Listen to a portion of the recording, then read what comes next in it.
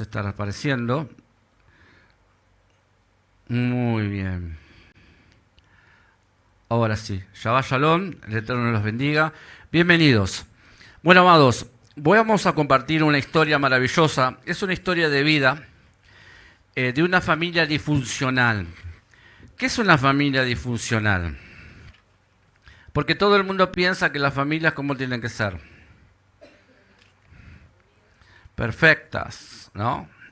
¿Ustedes creen eso? ¿Y por qué? No, simplemente ¿por qué? Porque somos ¿qué? Y además somos seres humanos, ¿no es cierto? Bueno, nosotros venimos ya de capítulos anteriores y la centralidad aquí la tiene Joseph. El título que yo le puse, que a mí no me aparece aquí, pero seguramente lo van a tener en las redes sociales, es Ani Yosef, Ani Yeshua.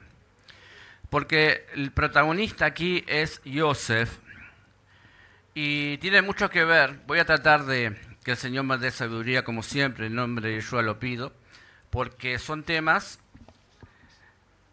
muy maravillosos, pero la mayoría es algo profético, es algo que va a suceder, que ya sucedió ligado con lo que vamos a leer.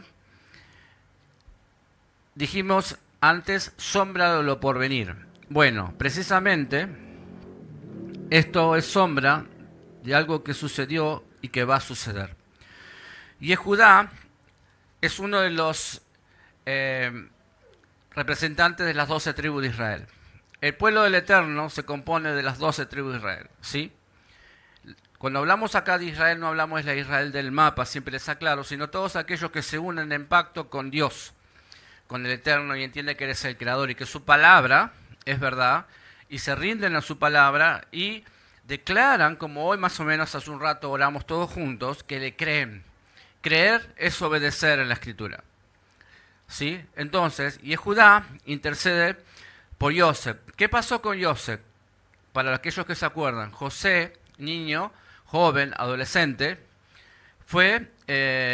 hubo intento de asesinato por parte de sus hermanos. Luego lo tiraron a un pozo, no lograron el cometido, lo dieron por muerto. ¿El papá quién era? ¿Quién? Jacob. Bien. ¿Y qué le dijeron a su padre? Porque ¿dónde está su hermano? Que lo comió una bestia, le llevaron su manto, su talit lleno de sangre y demás. Esa fue la historia, ahí se cerró todo. Nunca ellos se preocuparon por saber qué pasó con su hermano, ¿verdad? Bueno, eso habla también de lo que a veces sucede hoy en día con nuestras familias, que alguna vez sucedió algo y nunca se preocupan qué pasó, qué sucedió. Bien, Yosef dice, Yehudá era aquel que intercede. Recuerdan que lo querían matar, pero Yehudá es el que intercede para que no lo maten. Y dice, déjenlo ahí. ¿Está? Bueno, acá nuevamente Yehudá entra en acción, digamos, en escena. Intercede ante Yosef para que no retenga a su hermano Benjamín, explicándole la gran aflicción que se le causaría a su padre con esta retención.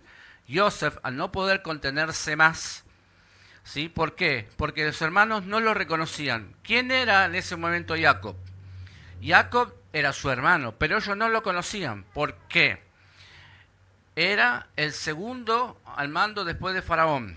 Tenía vestiduras egipcias y hablaba otra lengua. Y esto tiene que ver con muchas cosas. Entonces, le está contando, empieza una historia como si... No puedo ir a los episodios anteriores para que no se haga largo esto. Pero dice que él no podía contenerse más. ¿Quién? Yosef. Hace retirar toda su presencia a todos, quedándose solo con sus hermanos. O sea, hace retirar a su guardia y a todos los que le servían en Egipto, ¿sí? Se queda con sus hermanos, a solas. Él se da a conocer a ellos y les habló sobre toda su gloria al Misraín. O sea, sobre todo lo que había hecho el Misraín a partir de lo que el Eterno le había dado.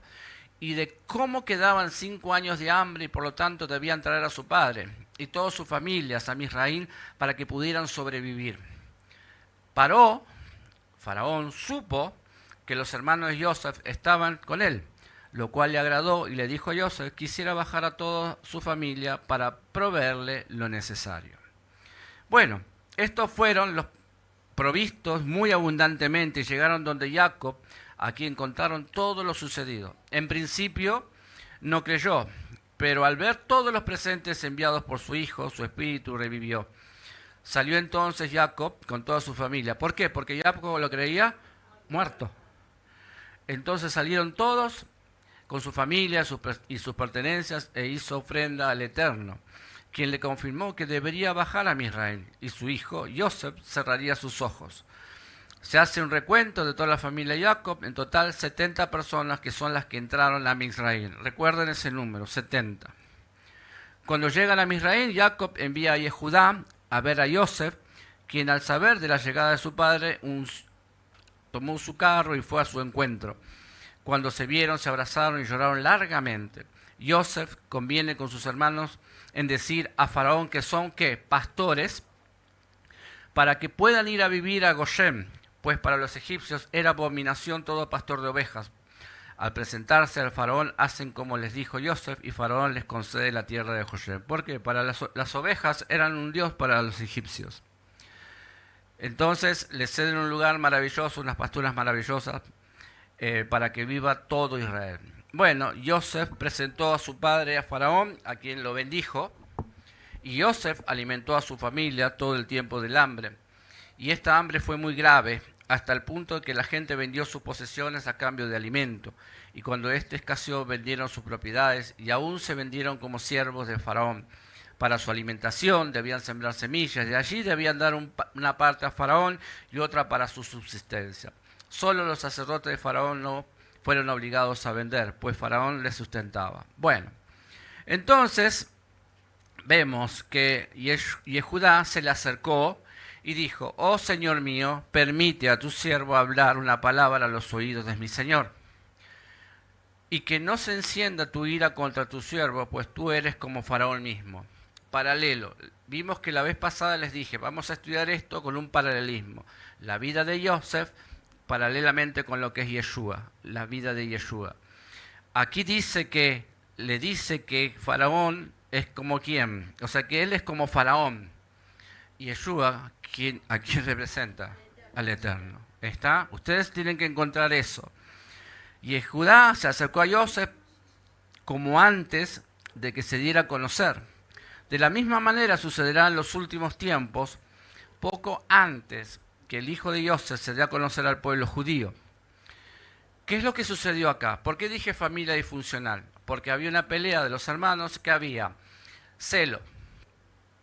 Celo, ¿por qué? Por lo que representaba Joseph para su papá. Pero nosotros sabemos por la investigación y demás que para la traducción siempre hay un hijo que es el elegido por el padre, que es el que va a seguir. En este caso, Joseph era el que iba a seguir la continuación de enseñar la Torá. ¿Sí? Era el elegido, era el hijo de su vejez. Por eso y otras cosas más, era odiado. Ahora, cuando Joseph estuvo en su tierra, donde nació, ¿su gente lo amaba? Había un pueblo que lo amaba porque lo siguió y creyó en él. Pero ¿quiénes no lo amaban? No le creyeron y después toda la ley religiosa lo despreciaba. Ahí es otro paralelo. Ahora, Joseph se da a conocer al pueblo judío. Entonces, viviendo en este tiempo, ahora cuando el pueblo judío está acercándose más y más a Yeshua para saber de él como un personaje histórico. ¿Por qué? Porque algunos desconocen a Yeshua. Dicen, Yeshua no existió. Eso es un invento de ustedes. Hay personas que no son judíos, sin embargo dicen que Jesús, que Yeshua no existe. No existió. Entonces, no como el mundo cristiano le ha pintado. ¿Por qué? ¿Por qué Judá no lo reconoce? Porque el mundo cristiano, antes, cuando yo hablo de cristiano, tiene que entender que hablamos de lo que es la primitiva iglesia católica. ¿Sí? ¿Cómo lo presentaban a Yeshua? Como alguien que no guardaba mandamientos, como alguien que comía cerdo y otras cosas más. Entonces, lógicamente, Judá no lo iba a reconocer. Esto es lo que está en el medio. Ahora, un judío practicante de la Torá es lo que tendría que ser Yeshua para eso. Yeshua se está acercando a Ben Yosef sin haberle reconocido como el Mesías. ¿Se está entendiendo esto? Le dice, tú eres como Faraón mismo. El enviado es como el que le envió. Eso es lo que tenemos que aprender en la Biblia. El que ha visto al enviado, ¿ha visto a quién? Al que le envió.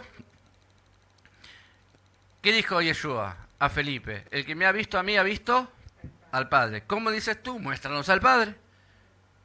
Eso lo tendría que entender. O sea que era algo, una forma de hablarse en ese tiempo de fariseísmo, de un hebraísmo, de una revelación que era únicamente para aquellos que eran del pueblo. Los demás no entendían esto.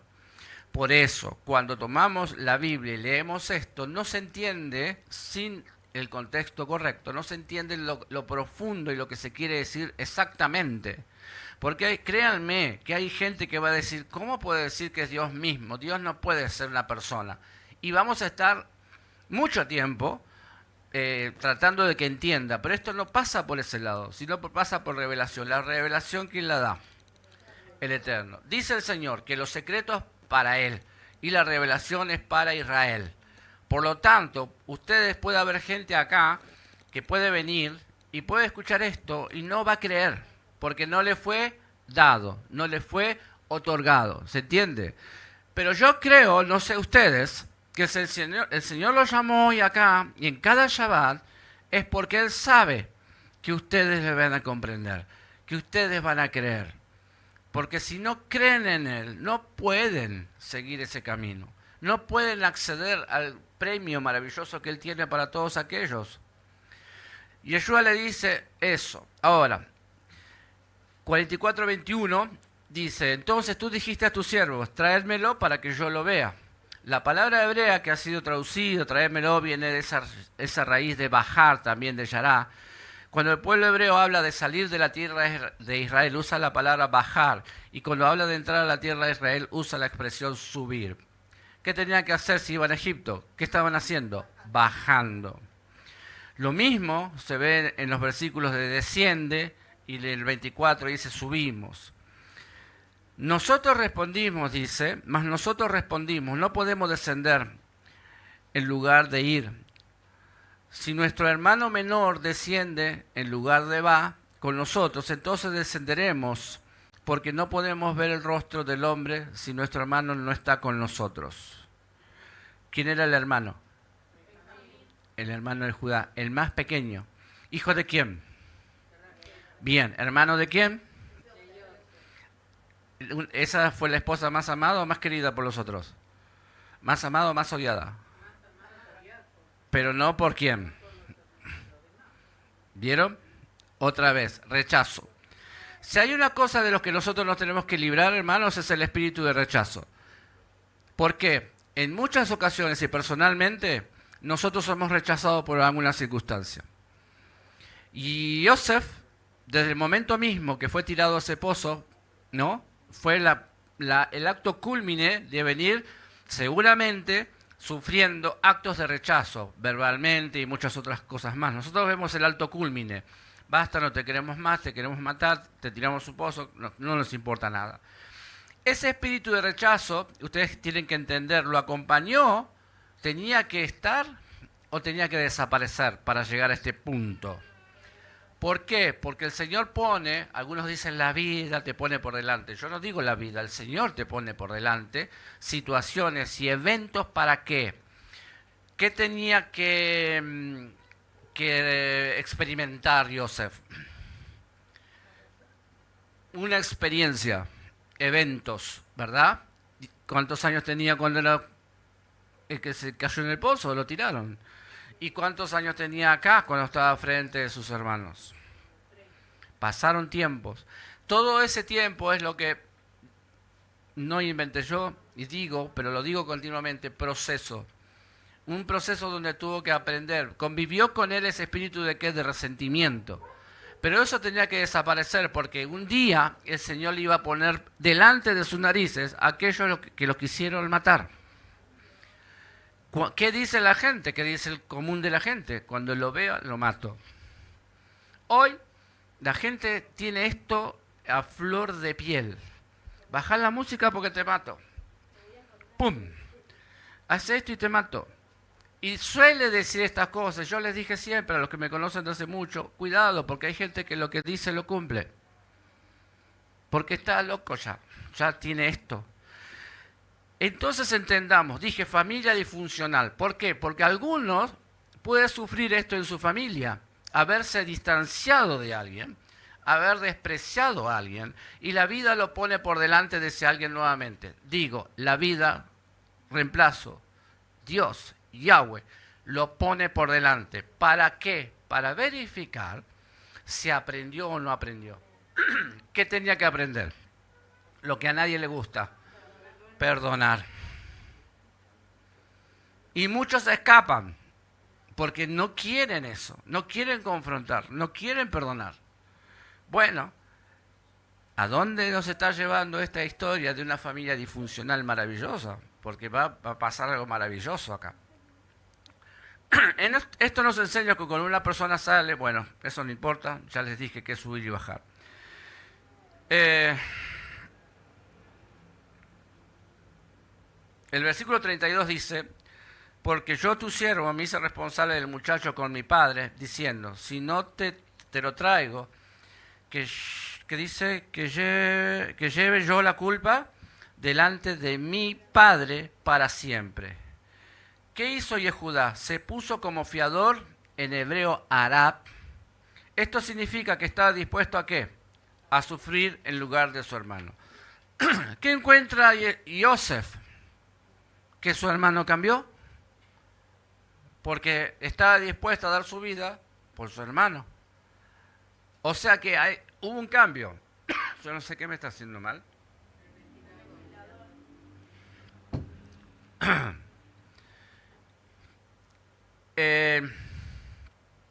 Esto nos puede pasar a nosotros, si es que ya no le pasó. Hay gente que es muy tosuda, muy dura. Lo peor de todo es que hay gente que dice que cree en Dios. Bueno, acá estamos para desmistificar, para romper cadenas de mentira, espíritu de mentira, todo espíritu que ate la vida de las personas y no los deje progresar, sobre todo en las cosas espirituales. No puedes amar a Dios y no puedes estar con Dios si no haces lo que Él dice. Lo leí en un montón de versículos, ¿no? Desde que empezamos. La obediencia es lo que a mí me da la sabiduría, entendimiento, me cambia. La Torá cambia al hombre, la Escritura, la palabra de Dios cambia a las personas. Si la persona lo desea, el Señor va a hacer esto. Si la persona no quiere, no va a cambiar jamás. Pero tiene que saber que va a sufrir y va a condenación. ¿Qué es mejor? Soltar. ¿Qué ganamos con odiar? ¿Qué ganamos con no perdonar? No ganamos nada de parte de Dios. Ustedes tienen que pensar siempre que las cuentas se las tienen que rendir a su Creador, porque no nacieron de un repollo. Su madre fue instrumento. Su padre fue instrumento. Pero hay una voluntad suprema de esos instrumentos para que suceda. No todo aquel que quiere ser padre lo es. Pero si se fue a ser padre porque hubo una bendición. Ahora, la vida que nosotros tenemos que llevar, la enseñanza, es para tener una familia organizada conforme a las Escrituras, para que no sucedan estas cosas. Años desperdiciados, distanciados, perdidos, odiando, repudiando. Y las personas tienen espíritu de rechazo. Aquellos que son rechazados, como los perros, ese espíritu lo sigue por todos lados. A mí mucho no me importaba eso, porque mi carácter es otro. Pero hay gente que le hace mucho mal. Usted le levanta la mano y ya está como un perrito, piensa que le está haciendo algo malo. No, porque ya viene así, viene apaleado. ¿Se entiende? Entonces, aquí, esta cuestión hace que se revierta. ¿Qué es lo que ve Yosef? Que su hermano, Judá, ya no tenía el mismo instinto que tenía antes. Porque si no le hubiese dicho, bueno, ok, no me importa, si mi hermano tiene que morir, lo traemos igual. Pero él estaba, ¿qué? Poniéndose en su lugar. Se iba a entregar él en lugar de su hermano. ¿Están entendiendo esto? Entonces dice, cuando Yehudá muestra arrepentimiento por haber vendido a su hermano, al hermano se da a conocer. ¿Quién se da a conocer? Muy bien. En ese momento Joseph ya no necesita tratarle más con dureza. Ahora se da a conocer, pero no a los egipcios, sino a sus hermanos. De la misma manera, el Mesías no fue manifestado al mundo desde su resurrección, sino a quienes, a los que antes habían caminado con él, como está escrito en Hechos 10, 40, 41. ¿Sí? A este Elohim le resucitó al tercer día e hizo que se manifestara, no a todo el pueblo, sino a los testigos que fueron escogidos de antemano por Elohim. Es decir, a nosotros que comimos y bebimos con él después que resucitó de los muertos. Amén. Yeshua no se presentó a todo el mundo, solo a los que caminaron con él. Esto es un mensaje entre líneas. Él se manifestará a los que caminan con él una vez más, porque él va a venir. Para algunos va a ser tremendo, porque va a venir a gobernar con vara de hierro. Para otros va a ser aleluya, porque te estuvimos esperando, amado. Sí, Shabbat tras Shabbat, fiesta tras fiesta, Moadín tras Moadín, nosotros te estuvimos esperando, venerando, aprendiendo y deseando estar contigo. ¿Están entendiendo? Entonces, la palabra que se conoce acá, bueno, viene de esa raíz. Esta palabra se usa en las Escrituras también como una referencia a tener relaciones íntimas. ¿Con quién? Porque está teniendo una relación con sus hermanos, ¿sí? Joseph, ¿qué les pide? Que se acerquen a él. Podría haber dicho solamente que se acercara, pero la palabra elai, hasta mí, que ha sido añadida, implica un acercamiento casi palpable, o sea que lo podían tocar. Nadie podía acercarse a Faraón, y a nadie de los que estuviese en esa élite moría. ¿Están entendiendo esto? Porque si no se lee por arriba y no hay un entendimiento, no se podían acercar. Entonces, la conclusión que hace este estudioso de esta escritura, que Joseph no se dio a conocer hasta que los dos hermanos estuvieran juntos. Como hemos dicho antes, esto alude a que el Mesías no se va a dar a conocer en los últimos tiempos hasta que las 12 tribus estén juntas. Ahí tienen el palo. Judá, ¿y quién? Y Efraín. Tienen que formar ¿qué? Un solo pueblo. Camino a eso estamos yendo. Por eso el Señor nos llama a nosotros, nos sacó, ¿sí? Nos tiró a todos nuestros ancestros, somos parte de las 10 tribus que fuimos idólatras, que caímos en tierra, levantamos ídolos, hicimos desastre, pero el Señor nos llama para restaurarnos, para aprender su nombre, para aprender su lengua, para conocer ¿qué? La revelación, para ser parte de una profecía en la cual nosotros hoy estamos caminando.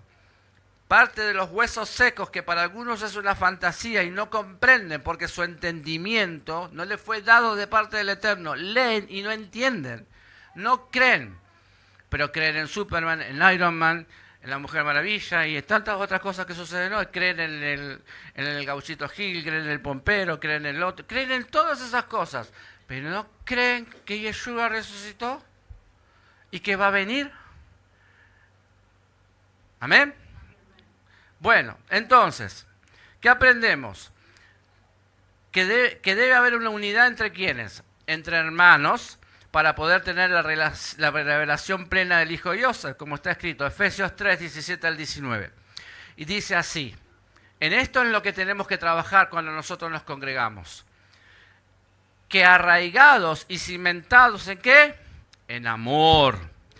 Seáis capaces de comprender con todos los santos cuál es la anchura, la longitud, la altura y la profundidad, y de conocer el amor del Mesías que sobrepasa el conocimiento, para que seáis llenos hasta la medida de toda la plenitud de Elohim. Amén.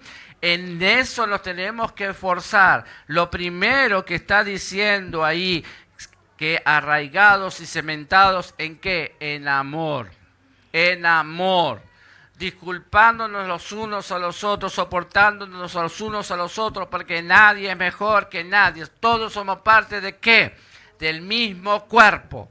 Cada uno con el nivel de revelación Por eso debemos respetar, porque son parte del real sacerdocio que el Señor eligió. ¿Cuántos dicen amén? ¿Cuántos se sienten identificados? Por más que usted, hermana, sepa que está en su casa y la desprecia a su esposo, no sabe valorar lo que usted hace, sus hijos no valoran lo que usted hace, usted tiene que saber que es una sacerdotisa para Elohim que los sirve y que Él lo va a recompensar. No espere recompensa de los que están en esta tierra, porque son insensatos, porque son malos. No espere recompensa para ser firme al Señor. La recompensa la da el Señor. Si usted es fiel al Señor, Él le dará fuerza y acallará la boca de aquellos que transgreden y aquellos que lo ofenden, aquellos que los tratan mal. Porque llorarán en algún tiempo, en un tiempo van a estar llorando y van a estar lejos, no solamente de Elohim, sino de usted. Escuché hace mucho tiempo que todos los escogidos, cuando sean llevados, no sin antes transformados en el aire para poder estar en presencia del Eterno, cuando estén arriba no van a extrañar a nadie que haya quedado acá, porque ahí van a entender lo que faltaba entender, estar en la presencia, en el amor divino. Por lo tanto, nadie va a extrañar al que se quedó acá abajo, va a entender que tenía que ser así, no va a patalear, no va a llorar y no va a extrañar como la mujer de Lot. Porque el amor sobrepasa todo entendimiento, dice el Señor. Su amor nos va a recoger su luz admirable y vamos a entender que todo lo que nosotros, Shabbat tras Shabbat, estábamos compartiendo era verdad. Pero ¿es para quién es esto? Para los que son esforzados y han creído y han sostenido la emuná hasta el final. Amén. Esto es la historia de una familia disfuncional como la suya, como cualquier familia. ¿Qué está diciendo el Señor? Amor. Únanse, sean uno. Por eso nosotros cuando estamos en la quejilá, cuando estamos en las congregaciones debemos ser ejat. ¿Con quién? Porque Yeshua dijo, Padre, no te pido que los quites de este mundo. Guárdalos de todo mal y que sean uno contigo como yo soy uno contigo. Ejat. ¿Están entendiendo? Llegar a ese nivel, hermanos, de entendimiento, a ese nivel espiritual es maravilloso. Hace que las cosas sean mucho más fáciles. Debemos dejar todo lo que nos atraviesa, todo lo que nos hace, esas cargas pesadas que nos hace ir más lento en el camino. No se eche cargas pesadas, no se ponga al hombro. Usted no va a poder cambiar a su hija, usted no va a poder cambiar a su esposo, usted no va a poder cambiar a su esposa. ¿Qué tiene que hacer? Ser fiel. Pato, mírame.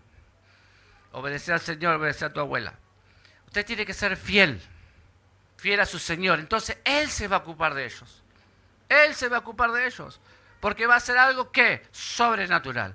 Va a mostrar una vez más el fruto de esa mujer y de ese hombre que siempre se dedicó a escuchar la palabra y a tratar de que entendieran a sus hijos, su esposa o su esposo. Si le toca un cavernícola como esposo, Baruch Hashem, entréguelo al Señor, pero usted tiene que seguir, ¿qué? Su camino. Si le toca una mujer que es traidora, que es rebelde, usted tiene que orar por ella. No tiene que combatir, porque el Señor dice que con amor las cosas se hacen, pero no sin entendimiento de la palabra. Porque algunos me dicen, yo la amo, pastor, pero no pasa nada. No, primero entendimiento de la palabra, revelación, para que nosotros tengamos una revelación sobrenatural. Si no tenemos el Rúa, vamos a cometer asesinato. ¿Sí o no? Yo a veces decía, vos te salva el Rúa. En otro tiempo, yo sin Rúa, no te perdonaba la vida. Tienen que ser sinceros, porque esto está en cada uno. ¿Sí o no? ¿No tienen la mecha corta? ¿No tienen ganas de tirar a alguien que basta, que desaparezca, que lo molesta, que estuvo mucho tiempo lastimando su vida, que pueda hacer algo? Bueno, ¿qué nos enseña el Señor? Que nosotros no debemos hacer nada. Primero limpiar nuestro camino, limpiar nuestro interior, entender lo que debemos sacar. Pero ¿cómo lo vamos a entender? A través de la Escritura. ¿Cómo debo yo saber que tengo que perdonar por lo que la Escritura me dice? ¿Me lo sugiere o me lo ordena? Entonces, al que no es obediente, al que es rebelde, no le va a gustar esta Escritura. Porque dice, amad. Amad. Es un orden. Mandamiento. Ama a tu prójimo como a ti mismo. Listo. Muertos. No tenemos salida. Pero es algo de lo cual tenemos que sufrir. Es algo tan pesado. Bueno, ahí está la diferencia entre los que pueden y no pueden. Ahí está la diferencia del que es falso y el que es de verdad. Cuando empiezan a nadar por esas aguas, el que es de verdad va a seguir flotando. El que no es de verdad se va a hundir. ¿Se entiende? Nosotros tenemos que entender que así como nuestra familia puede ser disfuncional, Joseph tuvo una familia disfuncional. ¿Cuánto tiempo estuvo lejos de su familia? ¿Cuánto tiempo estuvo lejos de su papá? ¿No lloró? ¿No le dolió el corazón? ¿No estuvo solo? Ni siquiera estuvo preso. Es parte de lo que nos toca, la experiencia que nosotros debemos tener para ¿qué? Para afrontar un nuevo nivel. Digan, un nuevo nivel. Yo quiero pasar un nuevo nivel. Bueno, pero para pasar un nuevo nivel yo tengo que tener un tiempo. ¿Entienden algo de los juegos de computadora? ¿Entienden algo de eso? Vieron que hay juegos en que vamos por acá, ganamos vidas, pero cuando ganamos vidas nos pasa otro. Pero para que pasar a otro nivel, ¿qué tiene que pasar previamente? Aprender el patrón. ¿Para qué? Para sortear los obstáculos. Eso es lo que nosotros estamos haciendo hoy. Sortear los obstáculos puestos por nosotros mismos. ¿Amén? ¿Cómo se llama eso? ¿Suma de qué? De actos, suma de vida, experiencia. ¿Cómo lo llaman? Lo importante es que entiendan lo que estamos hablando. ¿Sí? Bueno, ¿qué pasó acá? Los hermanos de Joseph no le reconocieron en su primer encuentro, sino en el segundo. Así el Mesías no fue reconocido por la mayoría de quienes, de los judíos, en su primera venida. ¿Sí? Pero lo será en la relación con su segunda venida. Con otras palabras, ahora es el tiempo cuando la mayoría de los judíos conocerán a Yeshua. Ahora Él se está dando a conocer como el que verdaderamente es aquel Mesías del cual hablan todas las Escrituras. ¿No se está dando a conocer? ¿No estamos viviendo eso nosotros? ¿No salimos nosotros de donde estuvimos y nos estaba vedado esto? ¿No podemos decir entonces, la palabra se está cumpliendo conmigo? Yo estoy, no que yo sea importante, ustedes seamos los importantes. Estamos viviendo los tiempos de que Yeshua se está dando a conocer. ¿Cuántas mentes hay acá? ¿Cuántas bocas hay acá? Cada uno podrá decir, Yeshua es mi Salvador. Y Yeshua va a venir. Y yo quiero estar presente en condiciones para cuando Él me venga a buscar. Antes, y para muchos todavía sigue vedado. ¿Qué dice la Escritura? Y no había nadie con Él cuando Joseph se dio a conocer a sus hermanos. Había una intimidad con los hermanos. De la misma manera, ahora el Mesías se está dando a conocer de una manera muy íntima a los que son descendientes de las 12 tribus de Israel. ¿Quiénes son? ¿Están entendiendo esa parte? Se ha revelado de una manera hebrea, llamándolos de vuelta a sus raíces, ¿qué? Hebreas. Y dándoles a entender qué cosa, su relación con Él, no solo de manera espiritual, sino también física. Son del mismo pueblo y ahora es el tiempo de ser restaurado como israelita o judío. Las personas que reciben este tipo de revelación ya no son las mismas. ¿Usted es el mismo que cuando estaba antes de esto? Bien. Las personas que reciben este tipo de revelación ya no son las mismas. Su concepto de sí mismo cambia. Antes pensaba que no servía para nada. Ahora Dios le dice, tú serás mi siervo, tú serás parte de mi quejilá, tú serás mi macabeo. ¿No somos los macabeos de este tiempo? ¿No? Ya saliendo un poquito de Hanukkah, ¿no somos los macabeos de este tiempo? ¿Cuántos hay que quieren levantar el templo del Señor? Seguramente que hay muchos, pero no los conocemos. ¿Y somos parte de qué? Del remanente fiel. ¿Amén? ¿No nos alegra eso? Ser parte del remanente fiel. Para algunos lo saben, pero es novio de una chica que es parte del remanente fiel de Yahweh. Otro es amigo, su amiga es parte del remanente fiel de Yahweh. Otro tiene un compañero de trabajo que es parte del remanente fiel de Yahweh. Nos vamos dando a conocer, tenemos que darnos a conocer porque ese es nuestro trabajo. Porque el tiempo viene, el tiempo se achica, el Señor acelera los tiempos. Ustedes no están viendo que están sucediendo cosas, no sé si de llamarlas extrañas. ¿No están observando lo que está sucediendo? Cambia todo, ¿no? Ya la persona se va para allá creyendo que va a haber sol y calorcito y resulta que prácticamente le cae tormenta, nieve. Bueno, Entonces, amados, debemos cambiar el concepto de nosotros mismos, que cambia radicalmente el concepto de quién es Yeshua, que también para muchos cambió. Ya no le ven en el contorno gentil, sino en el contorno hebreo. Porque el Salvador que la gente conoce es romano, no hebreo. Tiene un nombre gentil. ¿Sí o no? Según las enseñanzas, ese Jesús dice que no hay que cumplir mandamientos. No es el mismo que nosotros estamos siguiendo. Bueno, de eso se trata. O sea, revelación es que se nos fue revelado quién es el verdadero. Amén. Y no le ven como el Salvador de los gentiles, sino como el Salvador de Israel en primer lugar. ¿Está? Entonces, ¿qué pasó acá? Yehudá fue quien provocó la revelación de Yosef. De la misma manera, los judíos son los que finalmente harán que Yeshua se manifieste en gloria, porque Él se manifestará a ellos. Y muchos van a llorar. Vieron que dice que todo ojo lo verá, y lo verá aquellos que lo traspasaron. ¡Wow! Bueno, y lloró tan fuerte, ¿quién? Yosef, que lo oyeron los egipcios y la casa de Faraón se enteró de esto. En el momento de revelación de quién era, Yosef lloró. De la misma manera hay muchas emociones y lágrimas en aquellas personas que ahora están recibiendo la revelación de quién es realmente Yeshua. Y están entendiendo que son parte del pueblo de Él, que no es lo que le dijeron. ¿Y quiénes son ellos en relación con Él? Son parte del pueblo. Es algo muy hermoso que entendamos, que alguien nos revele que sos parte del pueblo del Eterno.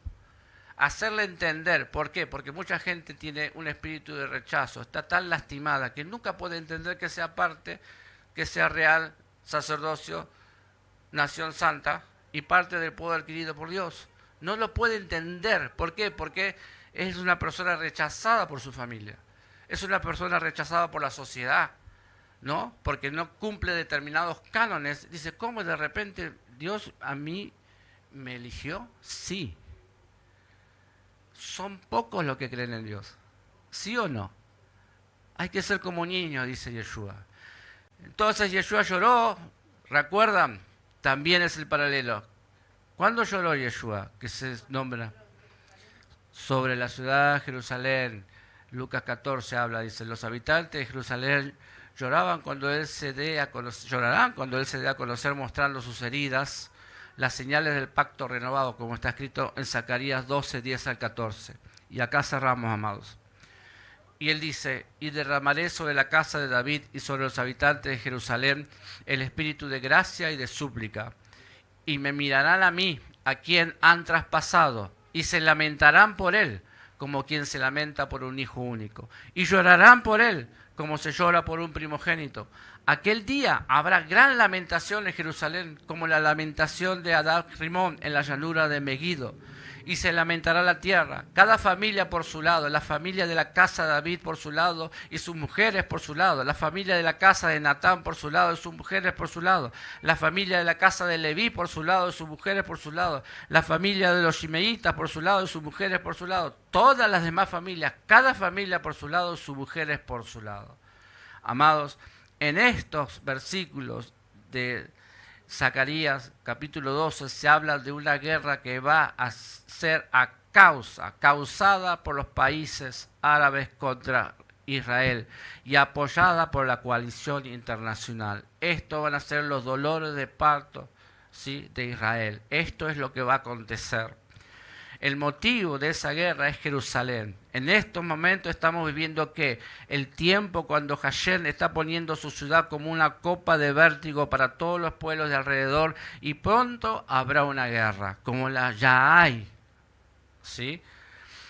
Esta guerra será ganada por el pueblo judío y la ciudad será habitada de nuevo en su lugar. Después de esa guerra habrá un derramamiento del espíritu de gracia y de oración sobre los habitantes de la ciudad y les será revelado lo que antes no veían, que ese Yeshua que fue clavado en el madero hace casi 2000 años es el Mesías Ben Yosef, ¿sí?, prometido. Entonces habrá un lamento impresionante, especialmente entre los ortodoxos, puesto que son los que hacen separaciones entre hombres y mujeres en las oraciones como indica el texto. Amén.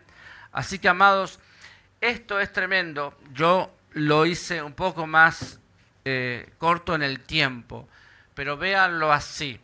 Dije que es la historia de una familia disfuncional, la familia del Eterno.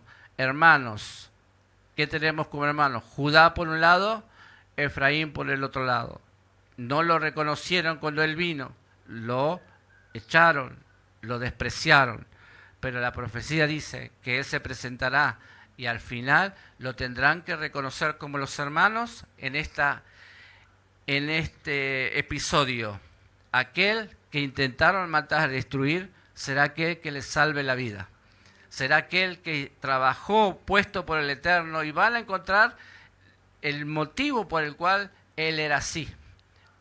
Agraciado por el Eterno, separado por el Eterno porque tenía un propósito. El propósito iba a ser la salvación de su pueblo, para que su pueblo no muera de hambre, porque vino gran hambruna, que es proféticamente Yeshua, que vendrá a salvar a todo el mundo.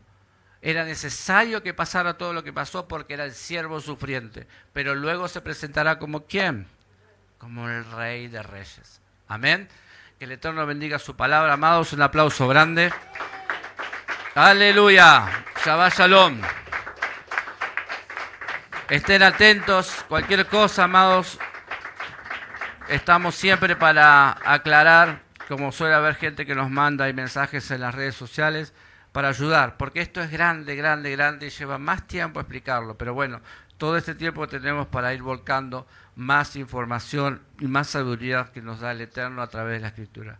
Shabbat Shalom para todos, el Eterno los bendiga. Mañana nosotros estamos a partir de las 10:30 AM, hora argentina, nuevamente, comenzando también una festividad que forma parte de Shabbat como todos los sábados.